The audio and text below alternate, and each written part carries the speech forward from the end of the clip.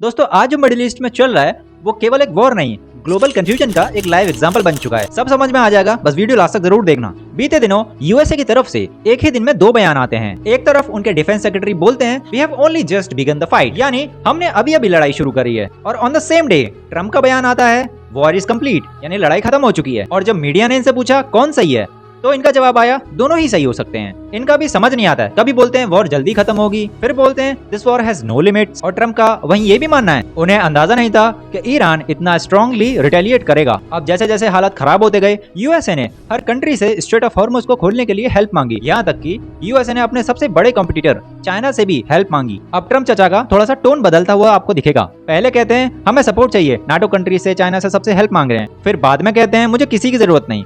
और फिर लास्ट में कह देते हैं शायद यूएसए को हॉर्मुज में होना ही नहीं चाहिए था, यानी वॉर शुरू करवा के सारा रायता फैला के कहते हैं कि यूएसए को इसमें होना ही नहीं चाहिए था। वाह भाई वाह। वहीं on the other side narrative war भी शुरू हो गई है। ट्रम्प कहते हैं कि ईरान मीडिया मैनिपुलेशन में बहुत स्ट्रांग है, लेकिन सवाल यह है कि $900 बिलियन का डिफेंस बजट होते हुए भी यूएसए मीडिया वॉर कैसे हार सकता है। अब ग्राउंड सिचुएशन और भी बिगड़ रही है। ईरान दुबई पर अटैक कर रहा है, लोग सेफेस्ट टूरिज्म हब से निकलना शुरू हो गए हैं। मलेशिया ने जितनी भी यूएस ट्रेड डील्स थी सभी कैंसिल कर दी हैं, और इंडिया ने भी यूएस ट्रेड डील्स को डिले कर दिया है। और अब पेट्रो डॉलर सिस्टम पर सवाल उठने लगे हैं।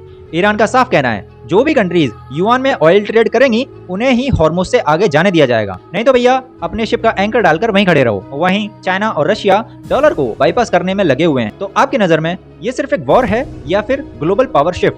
क्योंकि कोई भी एम्पायर है पहले राइज होता है, फिर पीक पर जाता है, फिर वो डिक्लाइन होना शुरू होता है। तो अब सवाल ये है कि क्या यूएस का वही डिक्लाइन वाला फेज शुरू हो चुका है? आपका इस बारे में क्या कहना है हमें कमेंट में जरूर बताना। और ऐसे वीडियोस के लिए हमें फॉलो और सब्सक्राइब करना मत भूलना।